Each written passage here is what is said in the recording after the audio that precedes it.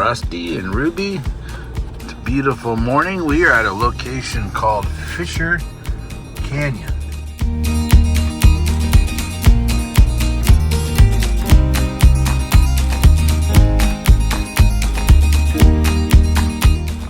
Fischer Canyon is, you guys doing okay over there? Fischer Canyon is a place where you can find, according to the map and the instructions, you can find petrified wood, you can find agate and jasper and maybe some other things.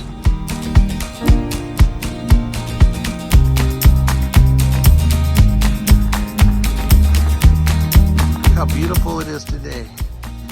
Gorgeous green hills, blue sky, and I'd say it must be about 70.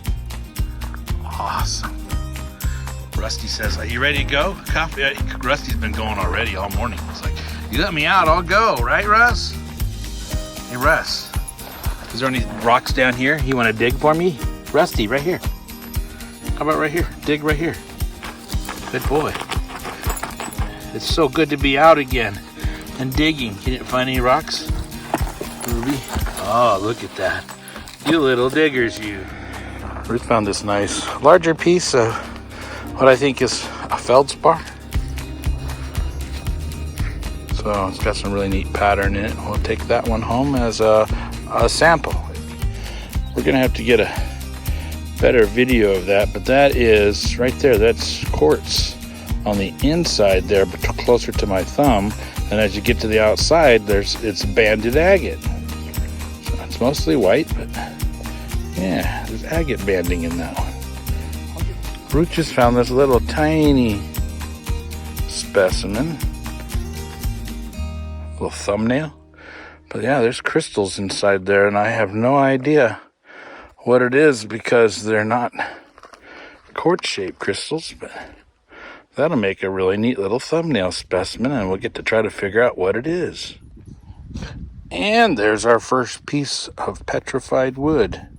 It even has a little band here where it broke and filled in with some chalcedony, like a septarian nodule. It's the same idea, but it definitely has an end grain on both ends, and it's not real distinct in its colors or patterns, but it definitely looks like petrified wood. Ruth just found this little tiny cluster of crystals. Pretty cool. It'll clean up beautiful. Must have formed in this basalt here somewhere. I hear it, but I don't see it.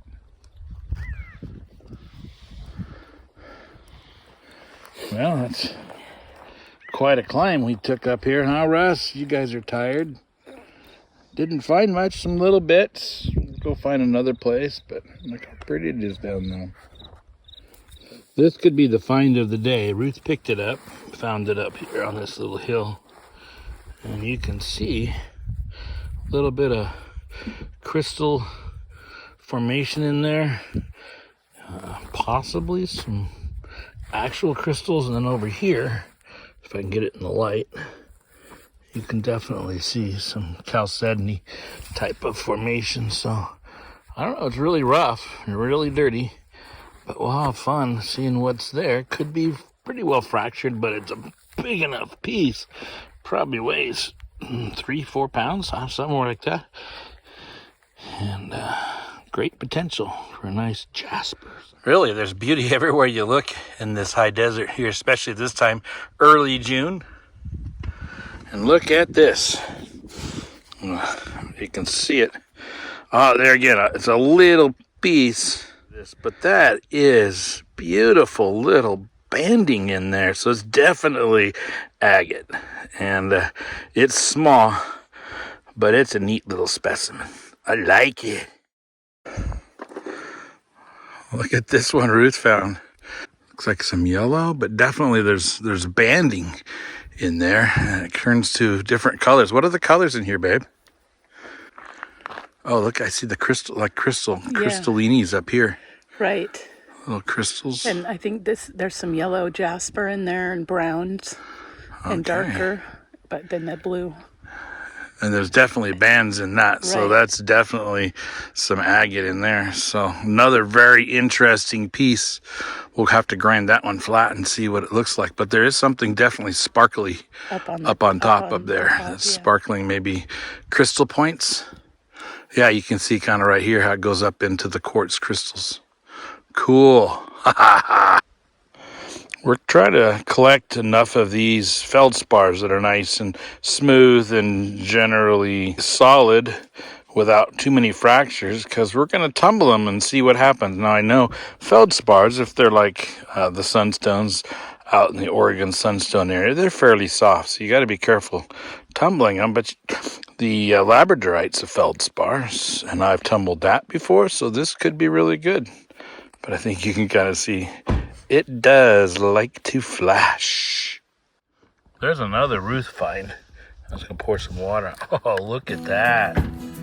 Look at this thing with water on it, babe. Some kind of a chalcedony. But look at the colors. And there's some orbiculars in there. And it extends into the rock. So when we first picked it up, it looked like dirt. And it's like, oh, that's kind of interesting. But look at that. Hey, Rube. What you doing, Russ? Hi, Rube. You guys taking protection here? Here we have some of the root ball of old downed juniper. Juniper is related to cedar, redwood. They're very rot resistant, so they can be out here in this high desert for years laying around like this. But you can still see all of the patterns there of the root ball. Cool.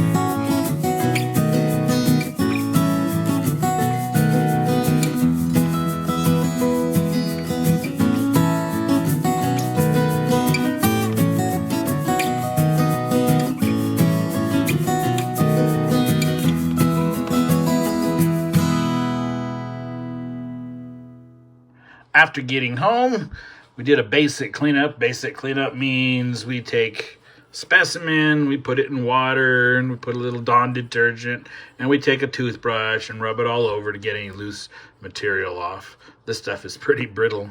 And actually, as it turns out, this feldspar that Ruth found, which is really neat specimen, and it's heavy.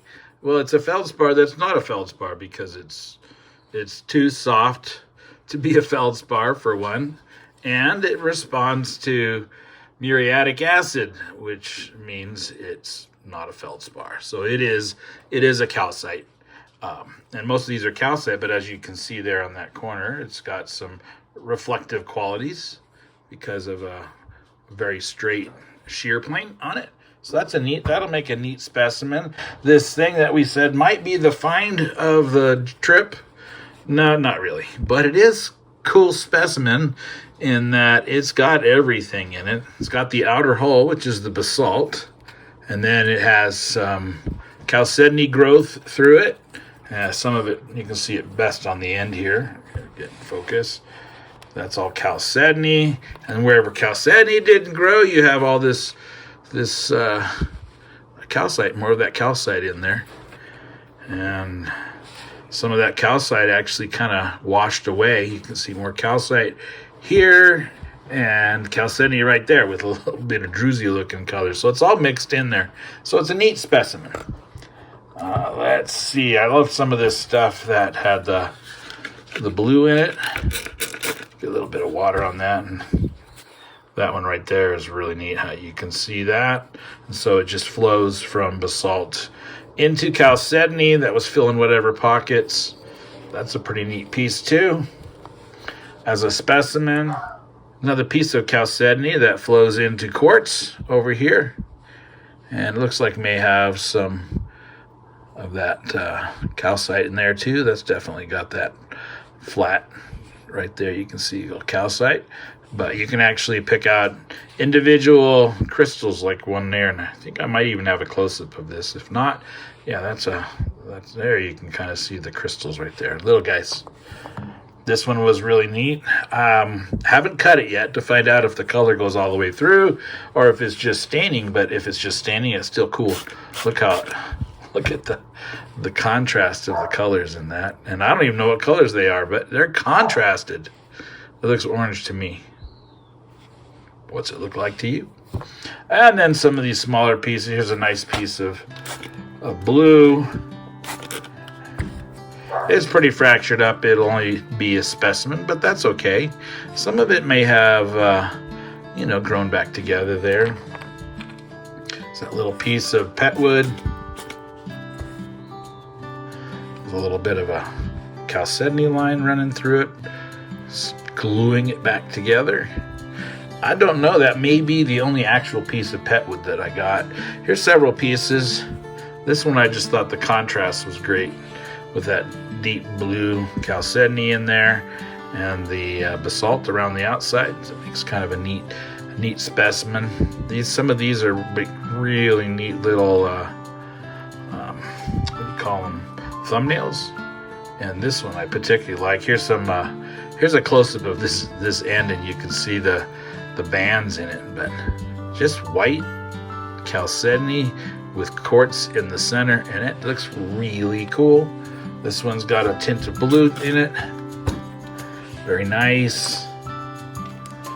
This one you can see the growth patterns on the lines from on the outside there moving in, and then quartz in the middle.